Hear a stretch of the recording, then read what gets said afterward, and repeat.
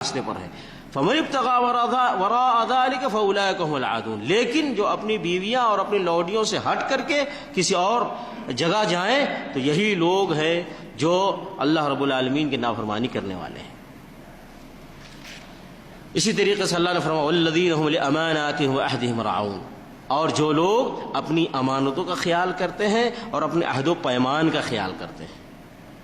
جو امانتیں کسی کے پاس رکھی جاتی ہیں اس کا خیال کرتے ہیں, اس کی حفاظت کرتے ہیں, وہ امانت کو کھا نہیں جاتے ہیں, ہڑپ نہیں کرتے ہیں اور امانت میں خیانت نہیں کرتے ہیں.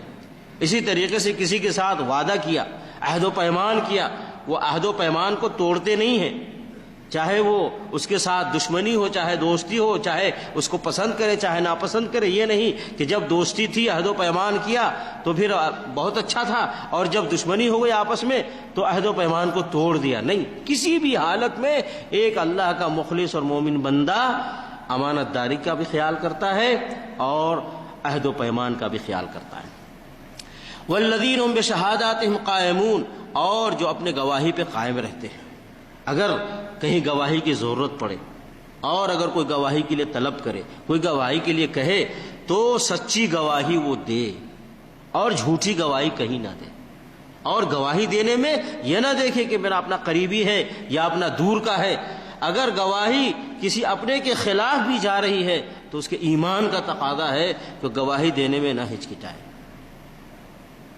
تو اپنے گواہی پہ وہ قائم رہے گواہی دینے میں, کیونکہ وہ گواہ ہے, اس نے دیکھا ہے جو کچھ بھی ہوا ہے. کس نے ظلم کیا, کس نے زیادتی کی, کس نے مال ہڑپ کیا, کس نے کسی کی جان لی, کس نے کسی کو گالی دیا, کسی نے کسی کا مال کھایا, سامنے اس نے دیکھا ہے. اب وہ گواہ بن کر کے سامنے وہ ساتھ دے دوسرے فریق کا.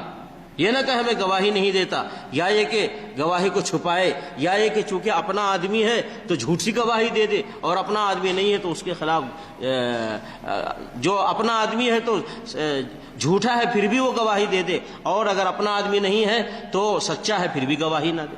بہت سارے لوگ ایسا کرتے ہیں, اپنے آدمی کو بچانے کے لیے جھوٹی گواہی بھی دے دیتے ہیں. تو یہ اللہ رب العالمین نے فرمایا جو اپنے گواہی پہ قائم رہتے ہیں. والذین هم علی صلاتهم یحافظون. پھر اللہ نے کیا فرمایا, دوبارہ نماز کا ذکر کیا, نماز کی اہمیت کو سامنے رکھتے ہوئے کہ جو اپنے نمازوں کی حفاظت کرتے ہیں. وہاں اللہ نے کہا دائمون, نماز ہمیشہ ادا کرتے ہیں, اور یہاں اللہ نے کہا یحافظون, اپنی نماز کی حفاظت کرتے ہیں. تو نماز کی حفاظت کب ہوگی؟ سب سے پہلی بات نماز کب ہوگی؟ جب وہ اللہ کے لیے ہو اور رسول صلی اللہ علیہ وسلم کی سنت کے مطابق ہو, وہی نماز ہوگی. اور نماز محفوظ کب رہے گا؟ جب اس نماز کو خالص اللہ رب العالمین کے لیے کیا جائے, خالص اللہ رب العالمین کے لیے, دکھاوا نہ ہو, ریا نہ ہو, نمود نہ ہو. وہ نماز پھر وہ نماز محفوظ نہیں رہے گی. پھر وہ بندہ نماز پڑھ کے اپنی نماز کی حفاظت نہیں کر رہا ہے, وہ ضائع کر رہا ہے. کہ دنیاوی مقصد سے کوئی دنیاوی مقصد حاصل کرنے کے لیے نماز پڑھے, یا یہ کہ کسی اپنی عزت حاصل کرنے کے لیے نماز پڑھے, یا کسی بھی دنیاوی اغراض و مقاصد کے لیے نماز پڑھتا ہے, تو سب سے پہلی بات اس کی نماز صحیح نہیں ہے اور اس کی نماز محفوظ نہیں ہے, وہ اپنی نماز کی حفاظت نہیں کر رہا ہے. تو نماز کی حفاظت کرنے والا اللہ رب العالمین کے لیے نماز پڑھتا ہے اور رسول اللہ صلی اللہ علیہ وسلم کی سنت کے مطابق نماز پڑھتا ہے. تو اللہ نے کہا جو لوگ اپنی نمازوں کی حفاظت کرتے ہیں, اور یہ جن کے صفات بیان کیے گئے پیچھے, جن کے اوصاف بیان کیے گئے, جن کی اچھائیاں بیان کی گئی, اب اخیر میں اللہ نے کہا جو لوگ بھی ان اچھے صفات والے ہیں اولئک فی جنات مکرمون, یہی لوگ ہیں جن کو جنت میں عزت کے ساتھ رکھا جائے گا. یہی وہ لوگ ہیں جن کو جنت میں عزت ملے گی. یہی وہ لوگ ہیں جو جنت کی شکل میں ان کی عزت کی جائے گی. تو جنت میں جانا اور جنت کی عزت پانا, اس کے لیے یہ اوصاف اور صفات ایک مومن مسلمان کے اندر ہونا ضروری ہے. اب اس طرح کی آیتیں جیسے میں نے کہا کہ ہم سب جب پڑھیں تو اپنے آپ کو اس کے سامنے رکھیں, اپنے آپ کو. یہ نہیں فلاں کے اندر یہ چیز ہے کہ نہیں, یار فلاں کے اندر تو یہ خامی ہے, فلاں کے اندر یہ کمی ہے, فلاں کے اندر چھ جائے کہ سامنے والا ممکن 50% برا ہوگا اور خود 80% برا ہوگا, لیکن سامنے والے کو 100% برا سمجھتا ہے. نہیں، ہر آدمی اپنے آپ کو سامنے رکھے، یہ جو صفات اور اوصاف بیان کیے گئے ہیں آیا ہمارے اندر ہے کہ نہیں؟ اگر پورے نہیں ہے، جتنا ہے اتنا برقرار رہے، اور جو نہیں ہے اس کو لانے کی کوشش کرے۔ کیوں کہ اللہ نے پھر کیا اعلان کیا؟ اولئک فی جنات مکرمون، یہی وہ لوگ ہیں کہ جنت میں عزت سے رکھے جائیں گے، یہی وہ لوگ ہیں جنہیں جنت میں عزت ملے گی۔ تو اگر جنت چاہیے اور عزت چاہیے تو پھر ان سارے اوصاف کو سامنے اپنی زندگی میں لانا ہوگا، جو اوصاف اور صفات اللہ رب العالمین نے بیان فرمائے ہیں۔ اسی طریقے سے ایک اور جگہ دیکھیے، اللہ رب العالمین نے اپنے خاص بندوں کے اوصاف اور صفات بیان فرمائے ہیں۔ کئی جگہ پہ اس طرح کا ذکر اللہ نے کیا ہے، میں بعض جگہوں سے پڑھتا ہوں تاکہ ہمیں معلوم ہو کہ اللہ رب العالمین نے خاص بندوں کی کیا صفات بیان فرمائے ہیں۔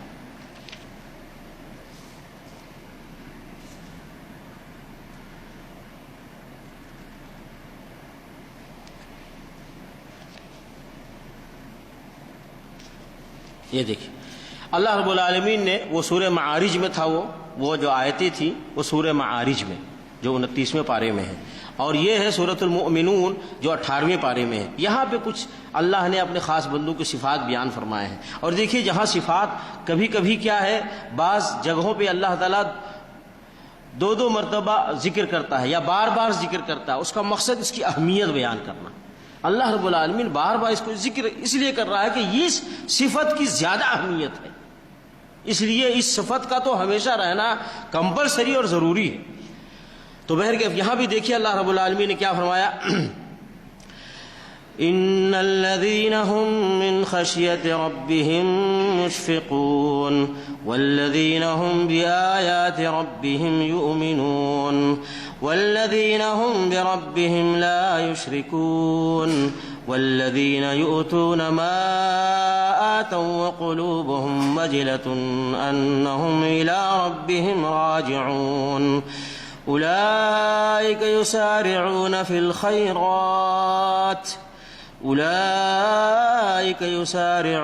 الخيرات وهم لها سابقون۔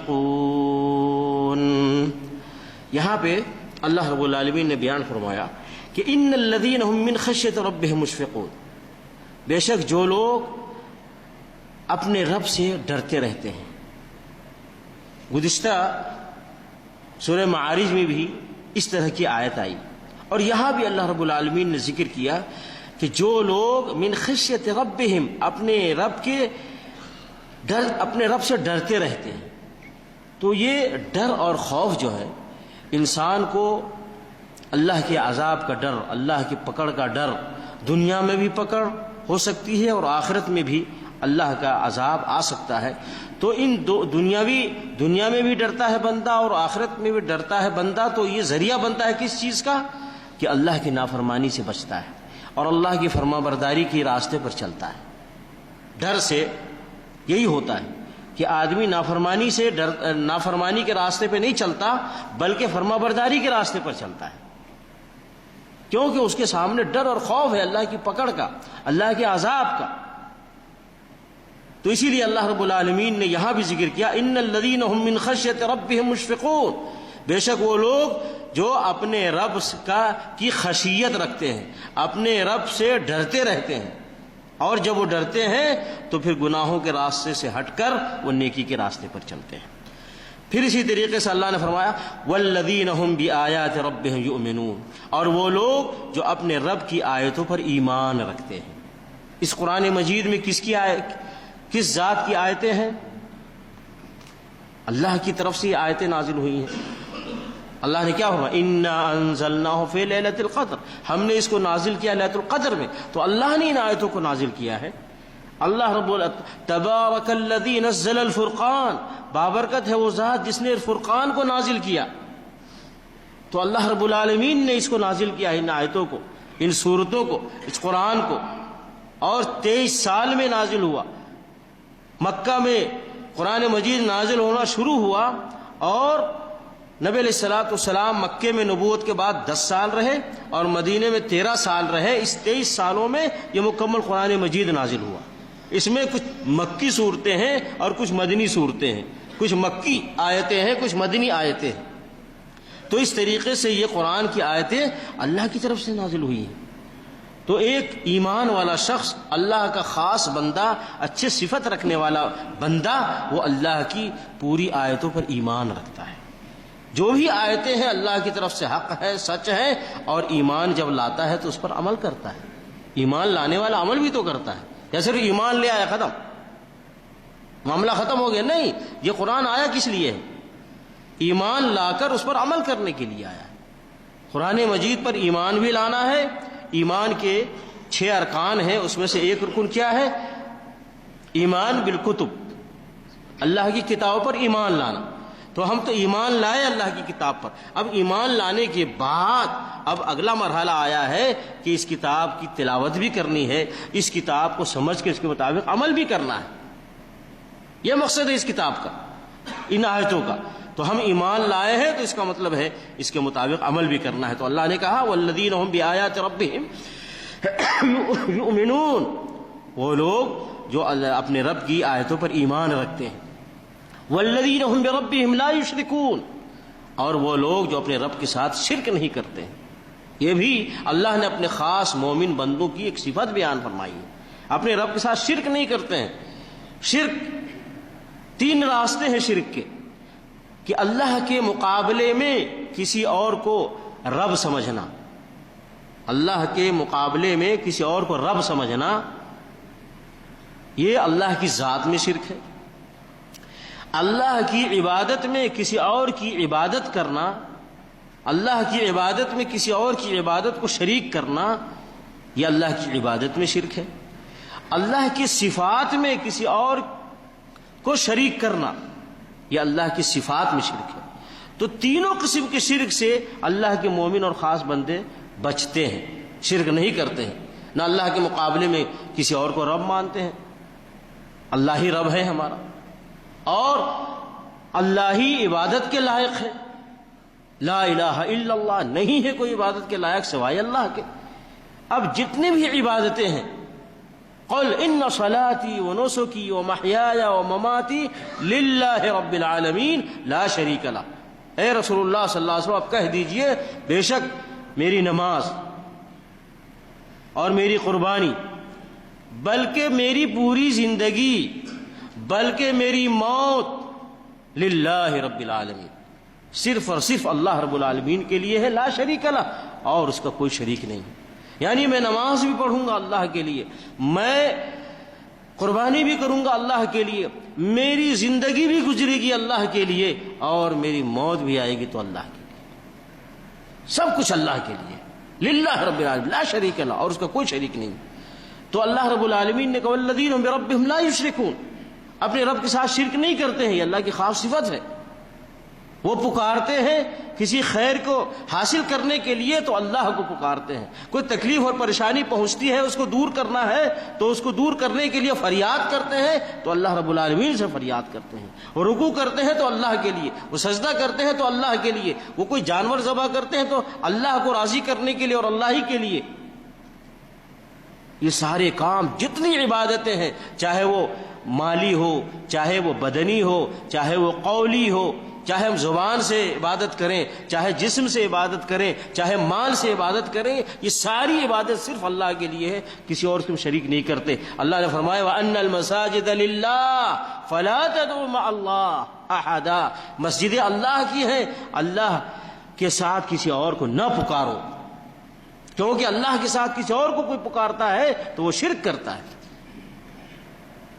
اللہ رب العالمین نے فرمایا وقال ربکم ادعونی استجب لکم، کہا تمہارے رب نے مجھ سے دعا کرو میں تمہاری دعا قبول کروں گا۔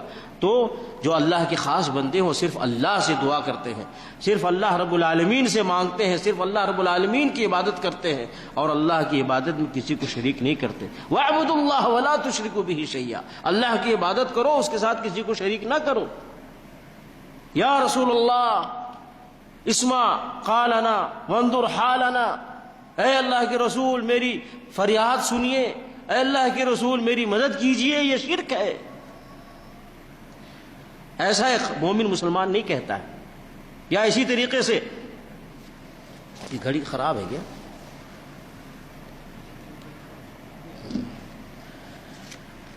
سمجھ گئے؟ بہرکیف ایک مومن بندہ، خاص بندہ اللہ کا، وہ اللہ کی نہ ذات میں شرک کرتا ہے، نہ اللہ کی عبادت میں شرک کرتا ہے، نہ اللہ کے صفات میں شرک کرتا ہے۔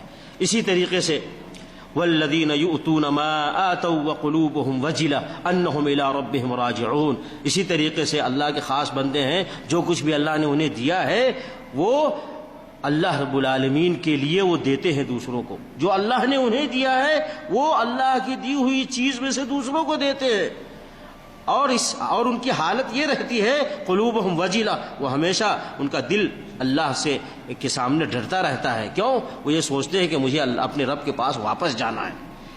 اولئک یسارعون فی الخیرات وہم لہا سابقون، ایسے ہی لوگ ہیں جو خیر کے کاموں میں آگے بڑھنے والے ہیں، اور یہی لوگ ہیں جو ہمیشہ نیکی کے کاموں میں سبقت لے کر کے جاتے ہیں، اور یہی وہ لوگ ہیں جو اللہ رب العالمین کے ہاں ہمیشہ اللہ کے ہاں آگے رہیں گے، ان کا نتیجہ اچھا رہے گا، ان کے ساتھ اللہ اچھا معاملہ کرے گا۔